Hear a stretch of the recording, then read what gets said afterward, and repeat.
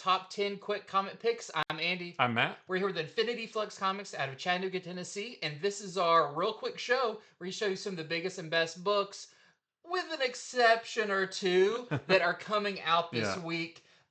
So you can head on over to infinityflux.net right now. These books are available there right now, so you can go ahead and place your orders. That way, on Wednesday, when they all officially come out, you don't have to worry about anything getting sold out. You've already got it there. But we did want to mention a little Snafu. snafu. That's a good word. Yeah, so our books from Lunar have not arrived yet. So that's your DC books, that's your Image books, Mad Cave Oni, all that kind of stuff. That shipment has been delayed a little bit. They will be here on Tuesday, which means the books will be on store shelves, on our shelves on Wednesday. But this is a pretty widespread problem. We are not the only store who has had their shipment delayed a little bit. But come Wednesday, the books will be on the shelves. So stay tuned for tomorrow because Andy and I are going to do a special video tomorrow talking about the big books from DC, including Batman and Absolute Martian Manhunter, Absolute Wonder Woman. And today's video is going to be basically just Marvel. Yeah. That's pretty much all we have right now. But we'll finish up everything tomorrow, and the books will be ready to buy on Wednesday. Yeah, we think it's all delayed because this is the biggest DC order of the year. Some huge stuff, tons and tons of books. So they needed an extra day Right. to get out to us. But let's get into this week's Marvel Yeah. books. We are going to start with Ultimate Wolverine #3, and this one is really good. My favorite of the series so far. Wolverine is sent into. Well, actually, let me start by saying this is the first appearance of this universe's version of Gambit and Kitty Pryde and one other 616 character, Yeah. but you'll have to read to find out who that is. The Winter Soldier has been sent to infiltrate an opposition base to get at Gambit and Kitty Pryde because they're a thorn in this side of the Eurasian Republic. The Winter Soldier does get in that base, but what happens after that is really cool, and I can't wait to see play out across the rest of the series. Well, speaking of Ultimate books, Ultimate Spider-Man issue number 15, after the big and heart-wrenching events of the last couple of issues with Craven and all that, Spider-Man and his family are kind of on the run because they think maybe his family's been compromised, their names are out there. So they are now RVing in Utah, which is really fun. But they do hear rumors about something weird going on a little ways out into the desert where people have been disappearing. There's been strange geological movement, all of that. I wonder what that would be if when you see this cover here. But it's a really fun, more adventure-y issue of Ultimate Spider-Man. That's a nice palate cleanser after the heavy events of the last couple of issues. Next, we have Godzilla vs. Fantastic Four #1, and this is the first issue of the 6-issue Godzilla versus blank miniseries. Each issue of this series is a one and done of different heroes taking on Godzilla in different eras. This takes place just a little bit after Fantastic Four #50 from 1966, after that big famous Galactus story where Godzilla shows up in New York and the Fantastic Four have to try to stop him. But he's not their only problem because King Ghidorah shows up as well, as does the Silver Surfer. There's all kinds of cool stuff going here, just a lot of big fun action.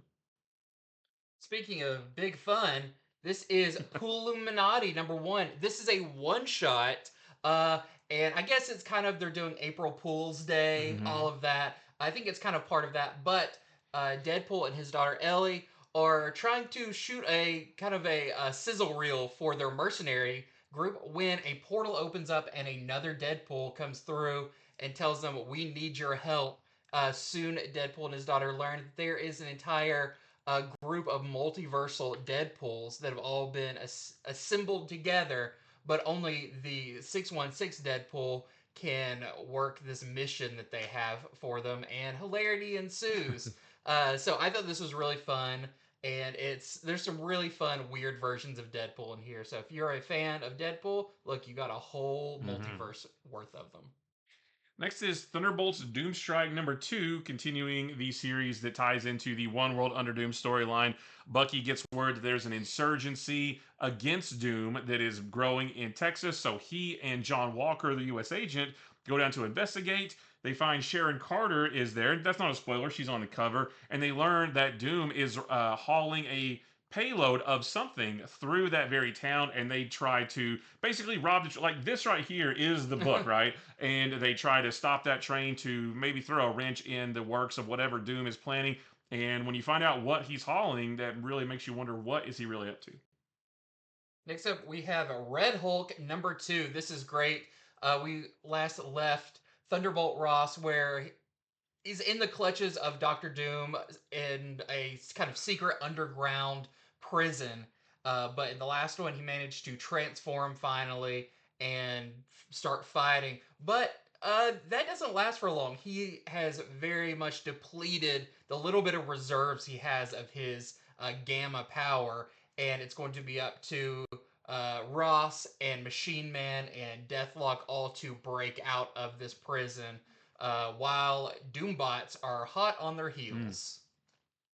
Next, we have Doom's Division #1. This is also a tie into One World Under Doom, and this features Tiger Division, who we haven't seen in a while. And they're kind of wrestling with the pros and cons of the fact that Korea, which is where they're based in, has agreed to go along with Doom's world conquering agenda.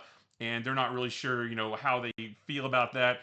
There is an uprising led by Sunfire against Doom that I think is going to be the main story of this series. They also get a few new members to the team, not new characters, existing characters, but they do get a few more members to fill out their ranks. So yeah, just another cool tie into One World Under Doom. And next up, I've got Star Wars: The Rise of Skywalker #2. I am really loving this series because it takes the movie and adds even more to it to kind of fill in some of the gaps and the holes that the plot had. And there's some really cool key moments in this one that you see, including Kylo's vision of Dark Rey sitting on Palpatine's throne, and a added scene of Leia and Maz Kanata kind of talking about the fallen heroes so far, and that they haven't even had time to grieve them. This is really cool, and if you are kind of iffy on the movie, try checking this out because it really fleshes out the entire story. And last for me is Fantastic Four #30. And if you read the One World Under Doom #2, and you're wondering, holy cow, what are the ramifications of what Doom did to Ben Grimm? That's what this issue is about. You can see that this is all about this is what happens in the book right here. And Ben is kind of he's not real happy with it because he feels like he's not strong enough to protect his family anymore. So he makes a pretty rash decision in order to overcome his feelings, and it's something that Alicia, his wife, is not very happy with. So yeah, just this is a nice companion piece to One World Under Doom #2. And lastly, for me, I have Weapon X-Men #2. It's kind of not really part of One World Under Doom Yeah. anymore. That was just for the first issue. But in this one, we did learn in the previous issue that Deadpool has kind of turned heel and captured Wolverine. And I don't want to give away who he's working for, but even Deadpool doesn't know who he's working for until he goes to their secret Mm. base and learns what their dastardly deeds are. All the while, Cable and Thunderbird and Chamber all get a pretty sweet ride as they follow and try to get Wolverine back. So, a really great issue of Weapon X-Men with issue #2. And once again, that is it for our top 10 quick comic picks for today. We will have a video tomorrow going over the big DC books. Of course, it's the start of Hush 2 Hmm. and Absolute Martian Manhunter, which we have read both of those already, but we want to dedicate the time and when we had the physical books in hand to talk about those. So make sure to tune in tomorrow on Tuesday to check that out as well. But until next time, thank you so much for watching and see See ya. ya.